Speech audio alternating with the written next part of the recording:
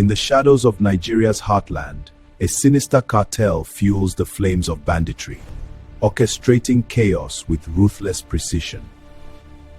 Nigeria is Africa's giant, a nation blessed with oil, fertile land, millions of energetic youths, and immense wealth. Yet in many parts of northern Nigeria, fear has become a daily companion. Villages sleep with one eye open. Children are kidnapped from schools. Entire communities pay taxes to criminals. But who are these bandits? Are they merely groups of armed men hiding in forests? Or is there something much bigger lurking behind the violence? Tonight, we invade Nigerian history. Who profits from banditry? Who supplies the weapons? Who binds the ransom cattle? Who protects the criminals? And who keeps the cycle alive? This is the story of the hidden cartel behind Nigeria's banditry. A shadowy network of gun runners, corrupt officials, illegal miners, ransom negotiators, informants, and powerful interests whose identities remain largely hidden from the public. This documentary explores the allegations, investigations, expert opinions, and documented realities surrounding Nigeria's security crisis. Because sometimes the men carrying guns are not the real masterminds. Sometimes they are merely the foot soldiers. Before we go deeper in today's history, click on the button below to subscribe and turn on your notification.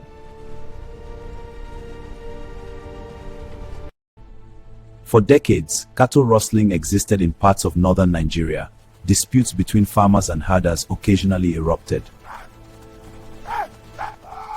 But around 2011, something changed. What had once been localized criminality began evolving into a sophisticated industry.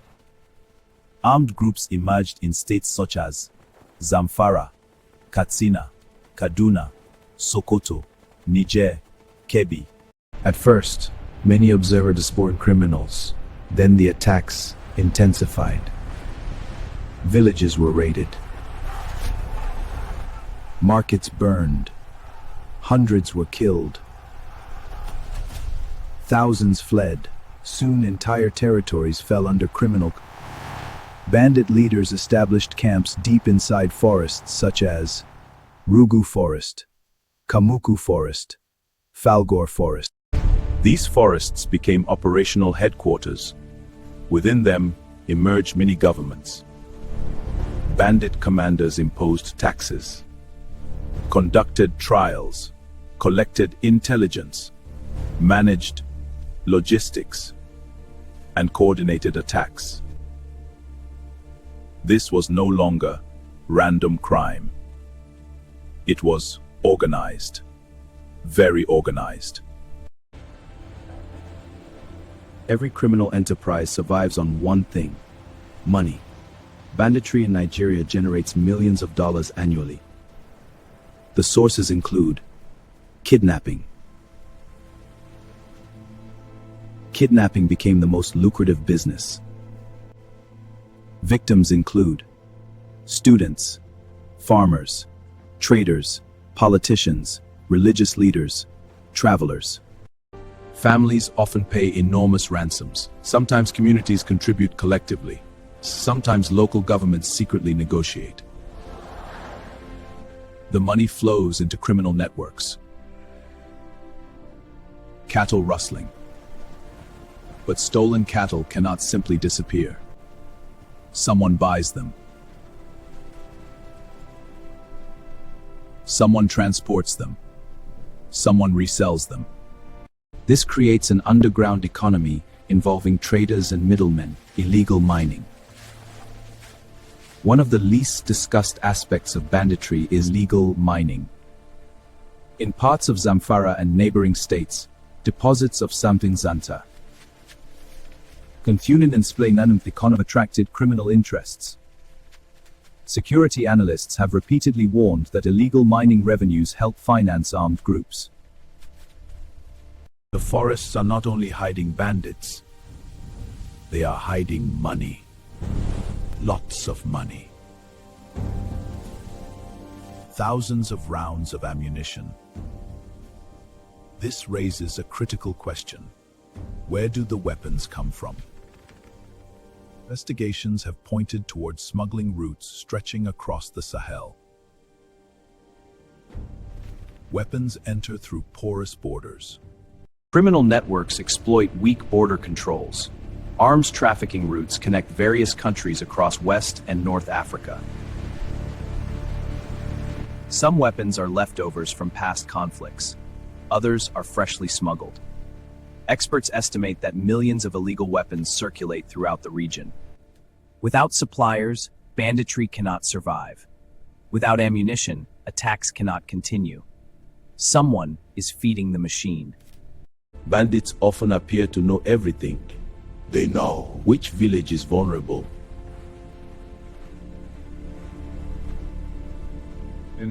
Security forces are coming. Which roads are safe? How? Because information is power. Many security experts believe local informant networks play a significant role.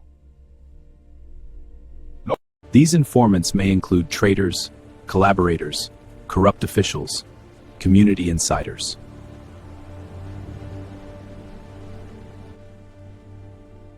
They provide intelligence. They identify targets. They relay security movements for a price. In many communities, fear prevents people from speaking out. The cartel thrives on silence. The political connections. This is perhaps the most controversial chapter.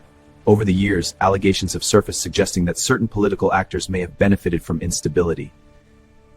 Some politicians have been accused of maintaining relationships with armed groups. Others have denied such accusations. It is important to emphasize that allegations are not proof.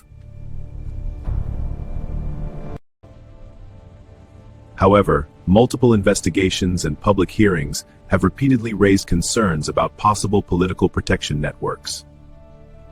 The key question remains: how do some notorious criminals evade capture for years? How do large criminal operations move freely? How do ransoms occur repeatedly? These questions continue to fuel public suspicion. The business of fear. Banditry has become an economy. Entire sectors profit from insecurity. Examples include illegal arms dealers. More violence means more weapon sales. Criminal middlemen. Ransom payments create opportunities. Smuggling networks. Chaos weakens enforcement. Illegal mining operators. Insecurity discourages government oversight. Corrupt actors thrive in Nigeria. Bribes flourish during crisis. The tragedy that ordinary Nigerians pay the price. Farmers abandon fertile land. Food production drops. Prices rise. Fight successful feeds itself. Poverty increases. Statistics tell only part of the story. Behind every number is a human being, a mother waiting for her child, a farmer staring at an empty field, a student traumatized by captivity, a village reduced to ashes. Millions have been displaced, thousands have died, countless others live with invisible scars. The true cost of banditry cannot be measured solely in money. It is measured in broken lives, broken dreams, and broken communities. Can the cartel be defeated? Experts argue that military action alone is not enough to dismantle the cartel.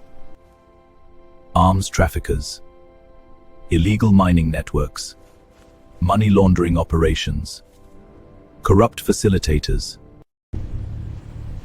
The men on motorcycles are the faces we see, but behind them may stand a much larger network, a network driven by greed, protected by secrecy, and sustained by fear.